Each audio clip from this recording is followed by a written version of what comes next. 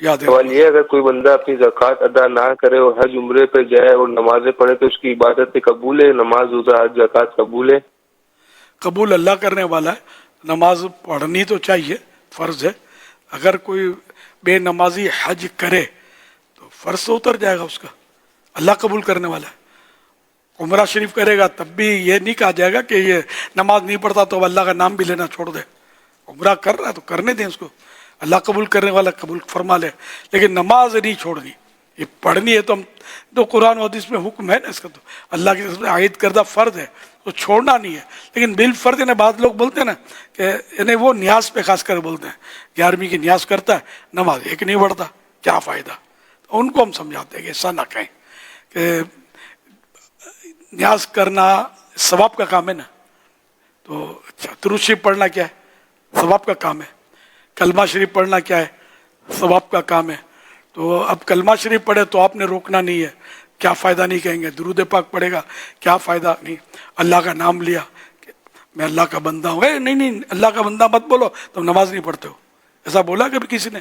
نہیں بولتے نا کہ اللہ کا بندہ ہوں کہنا ثواب کا کام ہے نا. تو اس طرح نیاز کرنا بھی ایک ثواب کا کام ہے.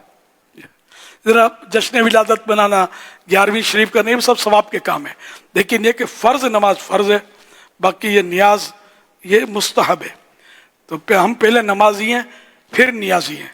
لیکن اگر کوئی نیکی کر رہا ہے، وہ دونوں روایت ہے نا حدیث پاک کہ کالر نے زکوٰۃ کے حوالے سے پوچھا ہے، اگر کوئی زکوٰۃ ادا نہیں کرتا اور حج پر جاتا ہے تو اس کے حوالے سے. اچھا ہاں بہرحال چلو ایک موضوع آ گیا. تو اس کی روایتیں ہیں اس کی کہ بعض اوقات ایک نیکی اس کو مطلب یعنی کہ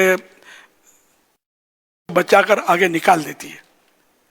اس طرح کی ہیں بزرگوں کے اقوال بھی ہیں، شاید روایت بھی ہے کوئی. بعض واقعات تو ہیں روزے کی وجہ سے بعض ڈاکوؤں کو توبہ کی توفیق ملی. اسی طرح نماز کے حوالے سے مختلف روایتیں موجود ہیں کہ نماز پڑھنے والا جو ہے وہ صحابہ اکرام علیہم رضوان کے دور کی باتیں ہیں کہ نبی پاک صلی اللہ علیہ وسلم کی بارگاہ میں عرض کی کہ فلاں نماز پڑھتا ہے لیکن ساتھ میں یہ کام کرتا ہے، تو فرمایا کہ اس کی نماز کو ایک دن ان چیزوں سے روک دے گی. اور واقعات تو ہیں ماشاءاللہ.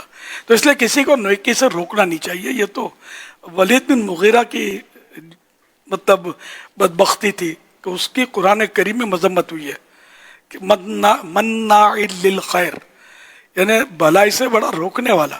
تو کوئی کام کر بھلائی رہا ہے تو اس کو روکا نہ جائے کہ تو بڑی بھلائی تو کرتا نہیں، چھوٹی بھلائی کے پیچھے کیا نکل پڑا ہے.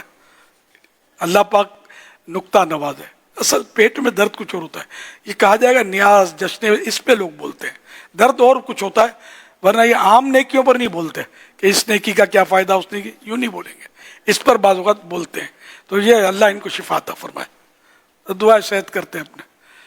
تو بہرحال نماز سب کو پڑھنی ہے اور ہر حال میں نماز پڑھنی ہے، فرض ہے اور وہ معاف نہیں ہو سکتی، معاف نہیں ہے. صلو علی الحبیب صلی اللہ علی محمد. شیخ ابو الحسن علی بن سنجاری رحمۃ اللہ علیہ فرماتے ہیں کہ شیخ عبد القادر دنیا کے سرداروں میں سے ایک ہیں اور آپ رحمۃ اللہ علیہ اللہ پاک کے تحائف میں سے مخلوق کے لیے تحفہ ہیں. الحمدللہ جہاں ہمیں مدنی مذاکرے میں علم و حکمت کے ڈھیروں مدنی پھول ملتے ہیں، وہیں امیر اہل سنت ہمیں اپنا مرید بناتے ہیں، اور جو امیر اہل سنت کا مرید بنتا ہے وہ غوث پاک کا مرید بن جاتا ہے. تو جو اسلامی بہنیں مدنی چینل سوشل میڈیا کے ذریعے شامل ہیں وہ بھی بیعت ہو سکتی ہیں. اسلامی بہنوں کو شوہر یا والد کی اجازت کی ضرورت نہیں. اسکرین پر جو نمبر چلایا جا رہا ہے، اس نمبر پر آپ اپنے بچوں کے نام، عمر، ایڈریس وغیرہ بھیجیں تو ان کو بھی امیر اہل سنت کے ذریعے قادری سلسلے میں مرید کر دیا جائے گا. جو بھی مرید ہونا چاہے، طالب ہونا چاہے، اس نمبر پر اپنا نام وغیرہ بھیج سکتا ہے. جو کسی اور پیر کامل سے مرید ہیں وہ بھی بیعت برکت حاصل کر سکتے ہیں. امیر اہل سنت جب فرمائے مرید ہوتا ہوں میں تو وہ کہے طالب ہوتا ہوں میں، تو اس کا فائدہ یہ ہوگا کہ وہ اپنے پیر ہی سے مرید رہیں گے، امیر اہل سنت کا فیضان بھی جاری ہو جائے گا. تو امیر اہل سنت کی خدمت میں عرض ہے کہ جو اسلامی بھائی اور اسلامی بہنیں آپ سے مرید اور طالب ہونا چاہتے ہیں انہیں اپنا مرید اور طالب کر لیجیے. بسم اللہ الرحمن الرحیم. الصلاۃ والسلام علیک یا رسول اللہ وعلی آلک واصحابک یا حبیب اللہ. لا الہ الا اللہ محمد الرسول اللہ. صلی اللہ علیہ وآلہ وسلم.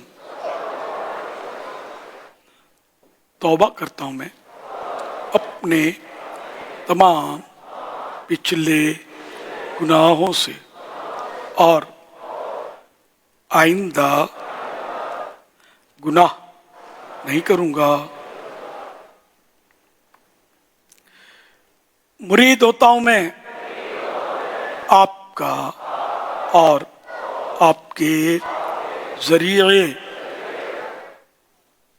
سرکار بغداد حضور غوث پاک شیخ عبد القادر جیلانی رحمت اللہ علیہ کا اے اللہ پاک مجھے جناب غوث اعظم کے غلاموں میں قبول فرما اور قادری رضوی سلسلے کی برکتیں نصیب فرما. صلاۃ والسلام علیک یا نبی اللہ وعلی آلک واصحابک یا نور اللہ.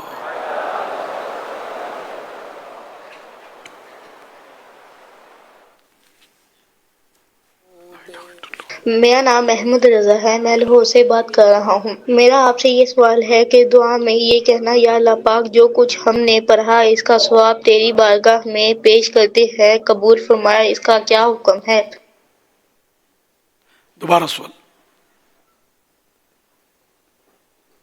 میرا نام محمود رضا ہے، میں لاہور سے بات کر رہا ہوں. میرا آپ سے یہ سوال ہے کہ دعا میں یہ کہنا یا اللہ پاک جو کچھ ہم نے پڑھا اس کا ثواب تیری بارگاہ میں پیش کرتے ہیں قبول فرمایا، اس کا کیا حکم ہے؟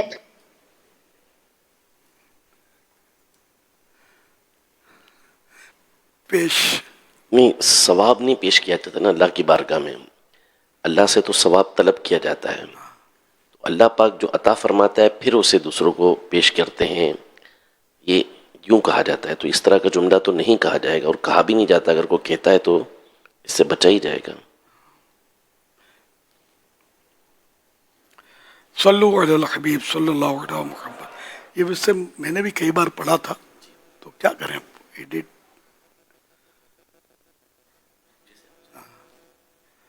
اصل وہ متصوف کا جو تھا نا مستصوف والا، تو یہ فتح مجھے بھی یہ ذہن میں تھا کہ فتح رضویہ میں تو اسی طرح لکھا ہے متصوفہ حال اور اس طرح زندقہ متصوفہ زندقہ وغیرہ. شاید میری کو غلط فہمی ہوگی.